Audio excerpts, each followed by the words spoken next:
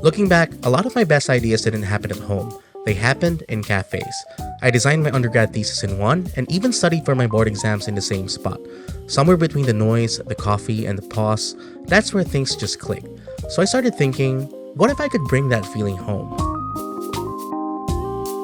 Previously, I showed you the workspace that I did in my small studio, but I felt very constricted while working long hours inside it.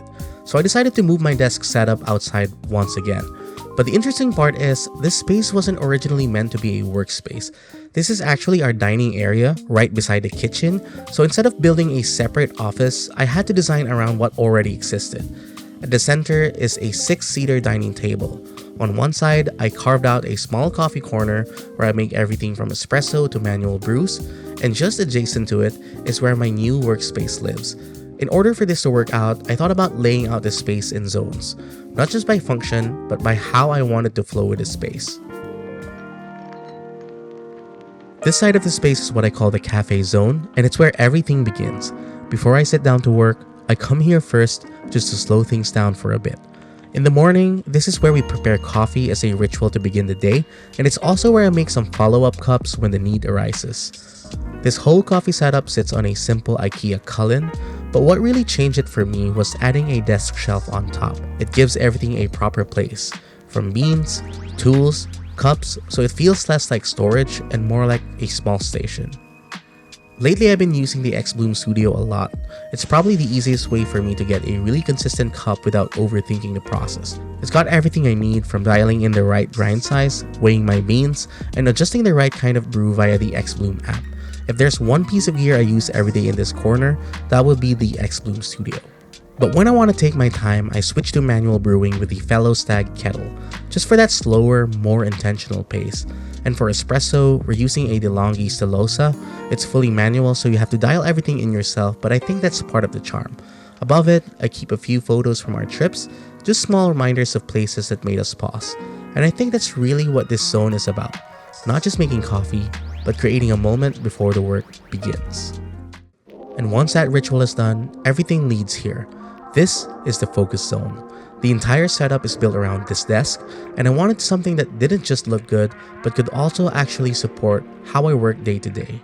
This is the Vernal Core 3 standing desk in solid hardwood walnut, and it pretty much became the foundation of the whole space. If you've been following along my journey, you know that I've been using Vernal desks in my past setups, and they've been a consistent channel partner.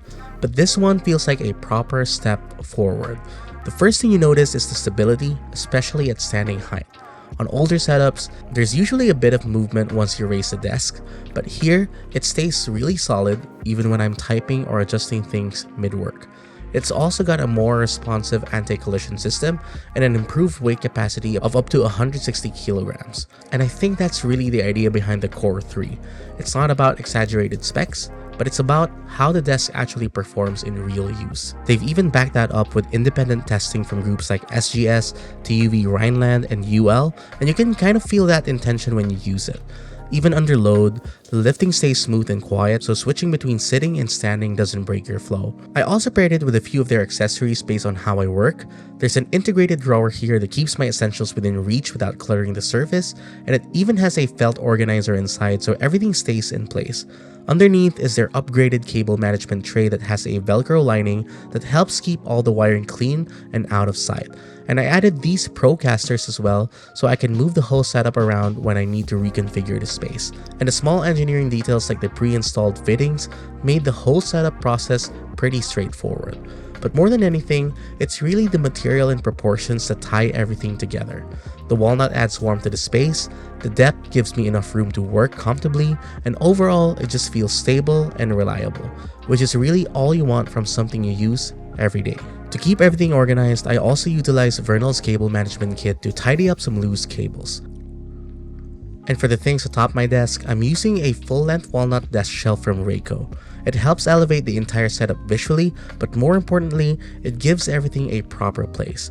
I have a desk tray organizer here for smaller items like my AirPods, a few pens, a notepad, and even my voice recorder, so they're always within reach, but never in the way.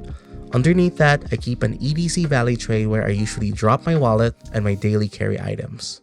The shelf also acts as a sort of hub for my devices. I have my iPad mini mounted here, ready to be used for quick reference, and there's also a MagSafe mount so I can keep my phone charged and visible throughout the day. Off to the side, I keep my headphones on a matte black stand. This is usually what I reach for when I really need to lock in and focus. Now onto the tech side of things, the core of the setup is my M4 Mac Mini, which has been more than enough for my daily workload, from editing, music production, and content creation.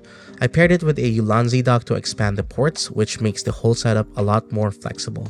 And for the monitor, I recently upgraded to the 2026 Apple Studio display, an item I've been eyeing for years now, and I'm so glad that I'm able to finally get one. It's not the highest in terms of refresh rate, but for me, having a sharp, color-accurate, glossy 5K screen makes a huge difference, especially when I'm working on photos or grading videos. For keyboards, I usually rotate between the Keychron K2 HE in an all-wood finish and the cement version. Both are solid, reliable mechanical keyboards with a really satisfying typing feel, and having two options just let me switch things up depending on the mood.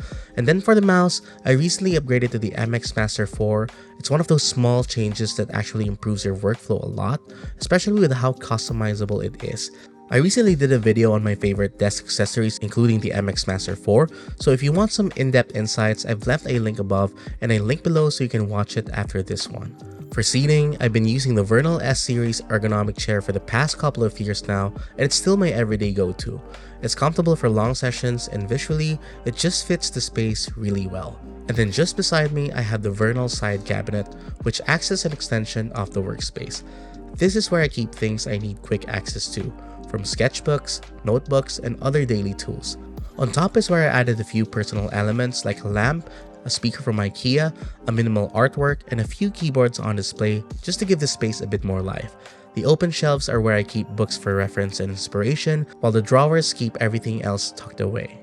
Beside it is a mid-century style floor lamp I picked up online to give the space a different vibe when working at night. So overall, the zone is really about focus and clarity, where everything has a place, everything is within reach, and nothing feels in the way. It's designed to help me stay focused without having to think too much about the setup itself. If you want to check out the Vernal Core 3 series standing desk as well as the other Vernal accessories I've featured, I've linked it down below so you can explore the different configurations there. And there's also a code if you want to get a 6% off on your next purchase. Thank you again Vernal for supporting the channel and my workspace journey. On to Zone 3. Because this is still a shared space, it also needed a way to reset. Right at the center is the dining table, and throughout the day, this is where everything comes back to zero. It's where we eat, where we pause, and where the space shifts away from work. I try not to let things stay on the desk for too long. At the end of the day, everything goes back to where it belongs. So visually, the space stays clean, and mentally, it feels a lot lighter. And I think that's something I've come to appreciate more over time. Having a space that doesn't just support productivity, but also knows when to step back. Because not every moment here is about working. Sometimes it's just about slowing down, having a cup of coffee, some books, or just sitting with a bit of quiet. And when a space can both help you focus and help you intentionally pause, that's when everything else really starts to work. At the end of the day, it's not really about having the most advanced and perfect setup for me. It's really all about having a space you actually want to return to. And for me, this is that space. I hope you enjoyed my current home office and home cafe tour, and as always, I've left links down below for all the items I've featured if you want to build something similar. And once again, if you're interested in picking up any item from Vernal, I've left a link in the description, and you can use my code FLASH on the screen right now for an extra 6% off. If this inspired you in any way, be sure to drop a like or leave a comment. And if you're liking my content so far, please consider subscribing. If you have any questions, ask and I'll do my best to answer them. For behind the scenes and updates, follow me on Instagram and Threads. With that said, I'll see you in the next one. Cheers!